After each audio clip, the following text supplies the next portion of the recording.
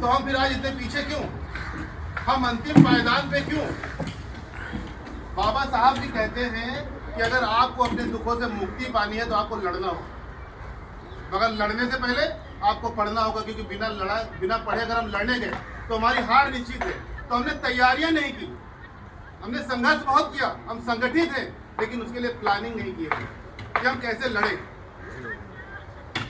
आज का जो समावेश है, जो कई सरकारें आई, उन्होंने हमसे झंडे लगवाए, डंडे लगवाए, बैनर लगवाए, दरी बिछवाई, जमीनें खिसकवाई, लेकिन जब बात देने की आई तो क्या हुआ कि तुम दलित तो हो लेकिन तुम वाल्मीकि हो, तुमको हम नहीं देंगे। आरक्षण में रिजर्वेशन आया, हम उसका भी लाभ नहीं ले पाए। क्यों? क्योंकि हम सो रहे हैं। हम जिंदा तो बैठे हुए हैं यहाँ पर, लेकिन हम मरे हुए हैं। हमारी बहन बेटी जलाई जा रही, मारी जा रही, तब भी हम सो रहे हैं। हम एक शब्द नहीं लिख पा रहे हैं। ये दर्द है इस सीने में। अरे मेरे सीने में सही, तेरे सीने में सही है। अगर आपकी आग जलनी चाहिए ना। बिल्कुल। हम लोग कहाँ थे? हमारी बहन मनीषा वाल्मीकि मारी गई, उसको रात में 2 बजे जला दिया गया। हम लोग क्यों सोते रहे अपने घरों में? ये मेरे लखनऊ की बात नहीं थी, ये मेरे झांसी की बात नहीं थी, ये मेरे आगरा की बात नहीं थी। कब तक मरे रहोगे? आप मरे रहोगे तो काटे जाते रहोगे, और इसी तरीके आपका शोषण होता रहेगा, रुकने वाला नहीं है।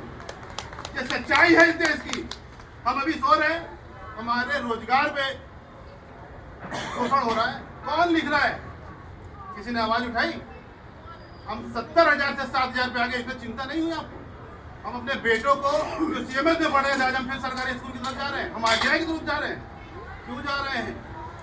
10 लोग अगर सुरक्षित हैं तो पीछे 90 लोग आके मारे जा रहे हैं, काटे जा रहे हैं। इसके बारे में आपको सोचना पड़ेगा और निकल के आकर के यहाँ पे खड़ा होना पड़ेगा। एक श्यामलाल वाल्मीकि जिसने समाज को आगे बढ़ाया, अगर आज ये मजबूर है तो क्या हम कंधे बन के इनको आगे बढ़ा नहीं सकते?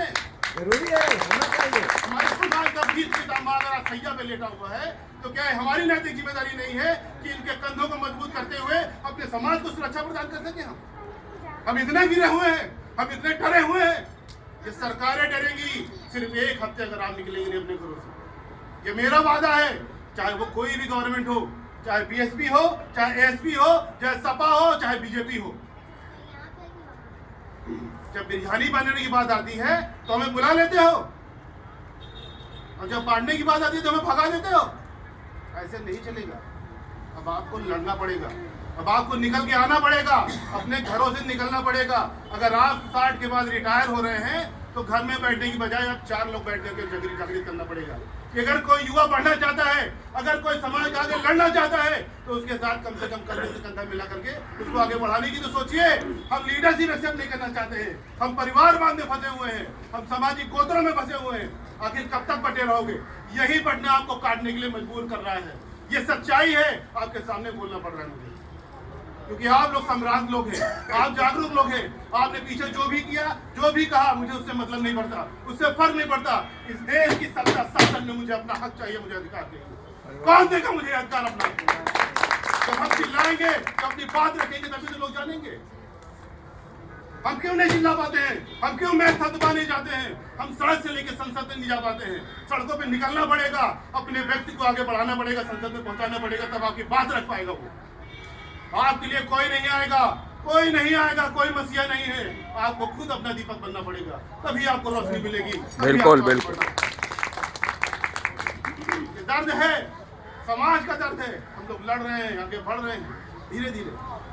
अभी कहते हैं रोहिंग्या मुसलमान, कौन लेकर आया? किसने बढ़ाया उनको आगे? 13 साल जो सरकार आपकी है।